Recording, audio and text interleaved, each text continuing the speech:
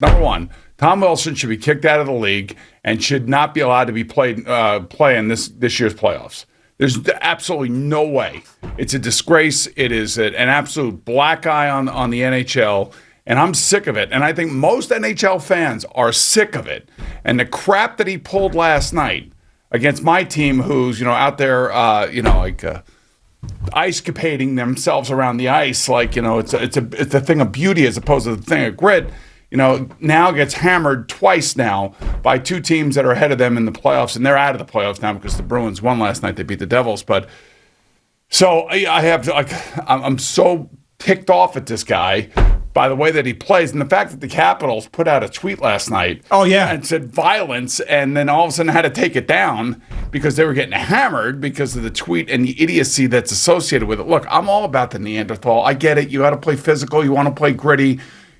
Some would say that my son-in-law is a Neanderthal, but my son-in-law plays within the rules. He respects the game, respects the other players, and even if he doesn't like somebody, he's not going to do something cheap where he's going to go after somebody and slam their head into the ice. Well, how about punching Buchnevich when he's down on the ice in the side of the head? And I know this is not like mainstream, sports talk and all this other stuff, but it is when you see it and you look at it and the perpetrator, in this case, Tom Wilson, has already been suspended five times. Yeah. And and got suspended earlier this year for a hit on Carlo, who's a defenseman for the Boston Bruins, for 7 games. He was suspended.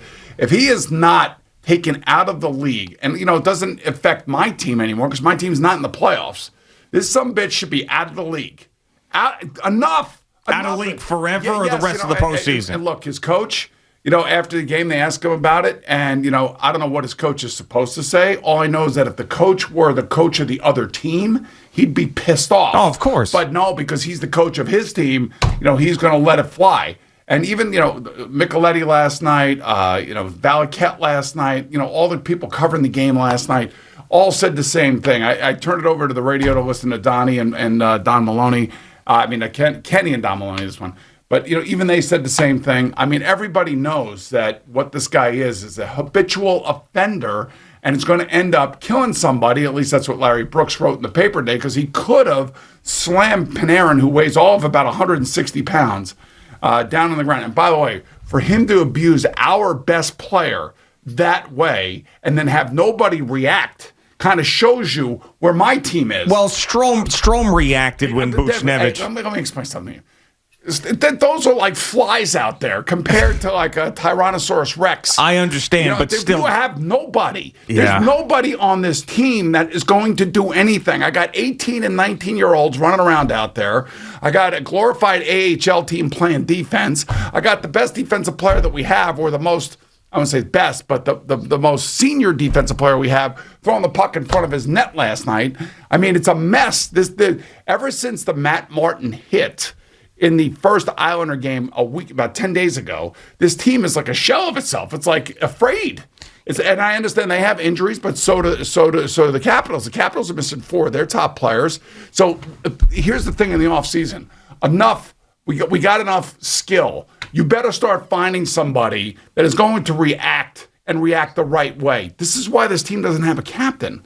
They have all assistant captains. There's no captain on this team because nobody has the balls to be the captain. Yeah. Well, I think that's something. So that pisses me off about my team. That's a whole other thing. Yeah, well, that's something that they'll have to address in the offseason, officially eliminated from the playoffs yesterday. But really, to me, it's about, does the NHL have the guts to really suspend this guy? Because, the Capitals, and you even heard Sam say it last night with Micheletti on the broadcast, that, if you talk to the Caps players in the organization, they love this guy and he's a leader and blah, blah, blah.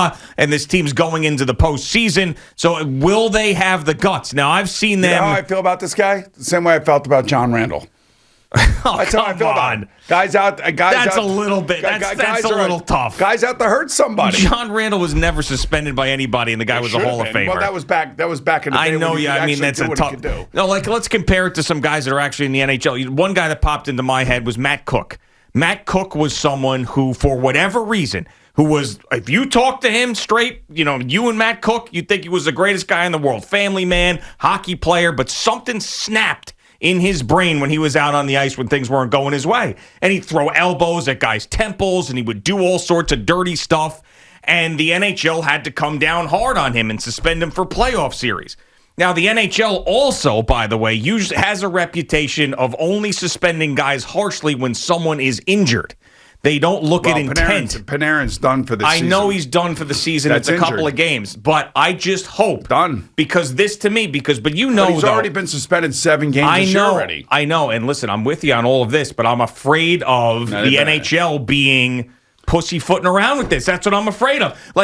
And it should always be intent and not result of injury, because Panarin could have been hurt 10 times worse than he was. Buchnevich could have been knocked out. I mean, he's laying there, and he's getting punched in the side of the head, defenseless. All right, so it's 2 guys on 1 play. Yeah. 2 guys on 1 play. I don't know what else to tell you. And, and who's he fighting against, and who's he going after? I mean, he's going after a Ranger in a red, white, and blue jersey that's probably a very nice person and has got perfect manners and doesn't want to really hurt anybody. But that's a whole nother story. Like I said, that's something for the offseason for the Rangers to figure it out very quickly, because what we've learned about the Rangers is that when you play against teams that actually do have a physical presence, which all 4 teams in front of them in this particular division have, they basically run roughshod over the entire team, and there's nobody to react. Nobody. There's nobody. There's even if Chris Kreider were out there, he's not going to react. It doesn't matter. Maybe Jacob Trouba would react, but he's not going to play again the rest of the year, most likely. You're actually confident that the NHL is going to do the right thing? They have to. I'm not asking what you think they should do. What do you think they will do? They better suspend him for the rest. They better suspend him. But know that there's a chance. They need to suspend him for the entire, whatever their playoff run is. Enough is enough. It's one thing if it's the first time. I can even if it's a second time and it's the other team's agitator, if you will. The Rangers don't even have an agitator. They don't agitate anybody. Oh, I mean, they're just like, hey, you want to play in the Garden? Come on in, skate around. It's nice here. Look at this. It's beautiful. We got a great-looking coach, and everybody looks fine, and we're great, and everything else. But don't even start. And how about Tom Wilson, too, after his jersey's off in the penalty box? He stands up and starts doing this flexing thing. He's an idiot. And then the organization emboldens him with the tweet after the game, thinking that there's something okay with that. Now, I mean, it's a fine line between being physical and this. I understand, but this is just anybody who's ever, and I'm not watching as much hockey as I used to, but anybody who's ever watched the NHL understands that this is about as egregious as humanly possible out there. You have a guy that's been suspended 5 times. You have a guy that was suspended 7 games this season for something that was bad. Yeah, There's this no question season, it was bad. yeah. It was bad against Boston. There's no question about that. This is ridiculous. This is like goon stuff. This is Broad Street bullies. Right. You go back to the dopey Flyers of the 70s. Those idiots. I mean, so now you have this, and this is almost like Slapshot. Yeah. Here come the goons, and this guy. And really the sad thing about all of it, guy's actually turned himself into a pretty decent hockey player. He doesn't have to do crap like this. But he doesn't have to, but he does. And I looking at the social media world last night, I saw a lot of even non-Ranger fans, talking about how they're tired of it. Now, I don't know whether or not their teams may end up playing against the Capitals in the playoffs, so you never know how that's going to work out. But this is just, it's reprehensible, it's embarrassing, and it's a repeat offender. So when do you think we'll find out about the discipline? I don't know if they'll call him in.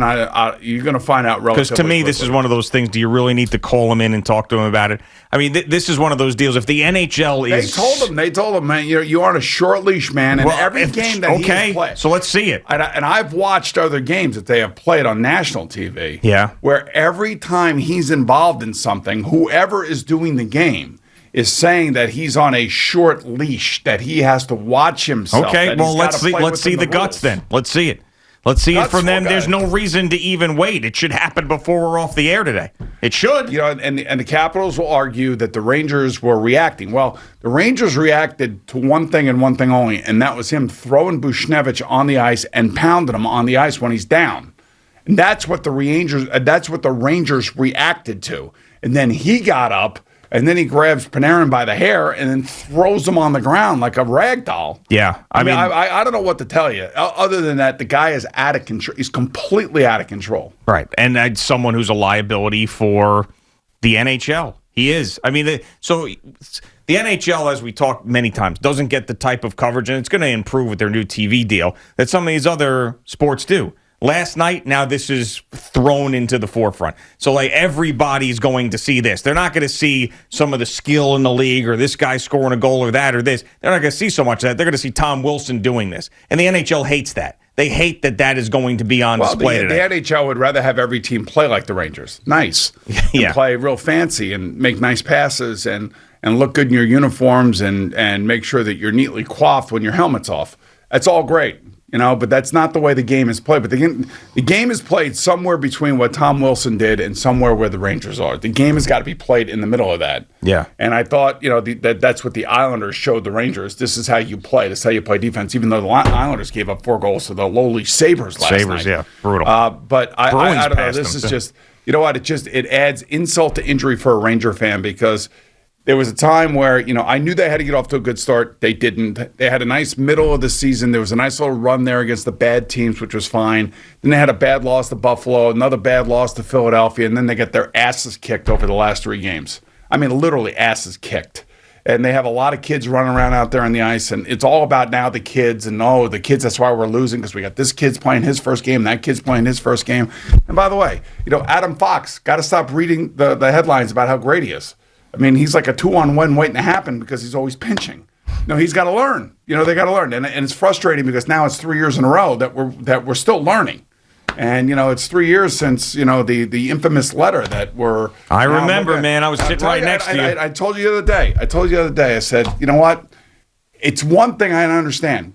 Yeah, okay, this guy's getting better. That guy's getting better. You can see the skill, but it's another thing getting run over by the Islanders and getting run over by the Washington Capitals in your freaking building. Well, because you know what these teams think of you. They think that you're soft, and they think they can push you around. Yeah, that's the thing. Yeah, they know that you're. That's got to infuriate you. Oh, it just absolutely drives me crazy. Yeah, I mean, Tom Wilson did that last night because he thought he could get away with it. That's why, So, and we'll see. I mean, to me, there's no reason to wait. The NHL's got to react right away. Well, they play again in 2 nights or another night, but. I just, it's for me, for the Ranger fan that watched that last night, you're just like, man, this is like abusive behavior. This is like, hey, we don't care who you are, we don't care what building you play in, we're kicking your ass, and you are taking it. Thank you for watching. Please like, comment, and subscribe, and don't forget to hit the red bell so you're notified when we have new content.